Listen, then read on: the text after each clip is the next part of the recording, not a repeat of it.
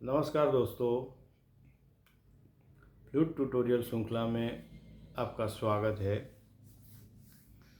बहुत सारे दोस्तों की फरियाद रहती है स्वर ज्ञान की। ज़्यादा से ज़्यादा लोगों की फरियाद स्वर ज्ञान की रहती है कि हमें स्वर ज्ञान नहीं होता है। तो पहले तो स्वर ज्ञान के लिए आपको सभी स्वरों को अच्छे से साधना पड़ेगा। और दूसरी बात कि हम षड्ज को कैसे पहचानें। सा, व्हाट इज़ सा, सा क्या है। तो मेरे पास एक काली दो बांसुरी है, डी शार्प बांसुरी। तो मैं यहाँ से बजाता हूँ।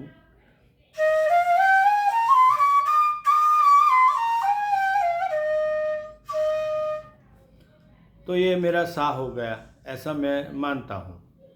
एक्चुअली मैं यहाँ से कोई भी स्वर बजाता हूँ वो सब सा है, ये आप समझ लीजिए।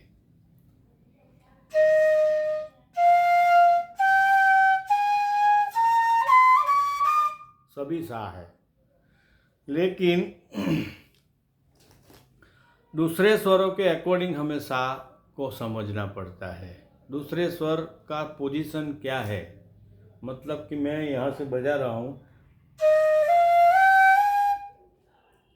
तो पहला जो नोट बजा है तो उसके अकॉर्डिंग दूसरा नोट बजा है तो वो कितना दूरी पर है, उसके बीच में कितने सेमीटोन आते हैं, सेमीटोन आते हैं या नहीं आते हैं। तो सा और रे के बीच में कोमल रे का एक सेमीटोन आता है, ग और रे के बीच में एक सेमीटोन आता है। तो हमें ये पता चलता है कि सा से एक स्वर ऊपर चढ़ा है तो बीच में एक स्वर रह गया, तो ये रे बजा है, ये ग बजा है, तो ये आगे म ग रे बजा है तो फिर ये सा है, ऐसा हम समझ सकते हैं। वरना हम सभी स्वरों को सा ही समझ सकते हैं। अब मैं यहाँ से बजा रहा हूँ।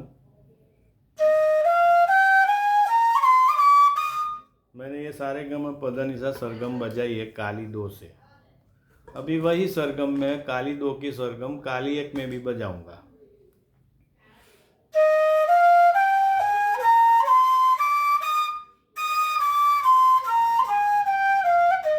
तो फिर ये रे सा हो गया, ये कैसे हुआ।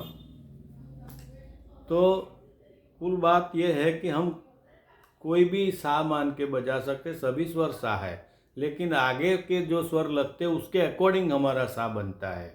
वैसे ये सा ऐसा नहीं है कि भाई यही सा है।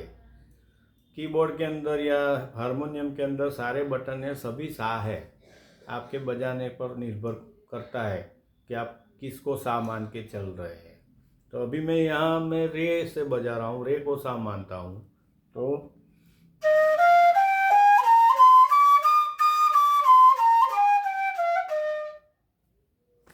और अगर मैं ये काली चार बांसुरी है तो मैं यहाँ से बजाऊंगा, यहाँ से सा को स्व स्केल होगा काली दो का ही।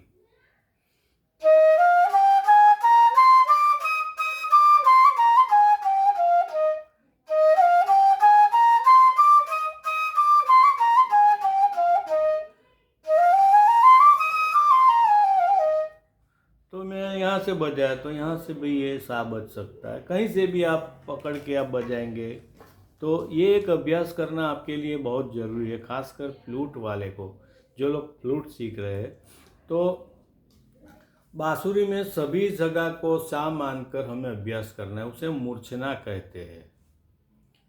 तो सभी जगह से आप बजा के शुद्ध सरगम बजाएंगे। पहले आप बिगिनर से तो पहले शुद्ध सरगम यहाँ से सा मान के फिर ग को सा मान के शुद्ध सरगम बजाएंगे।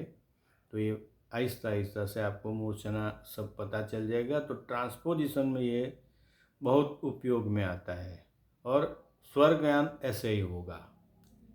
तो आज के लिए इतना ही। अगले वीडियो में और कुछ नया लेके मैं आऊँगा। आज के लिए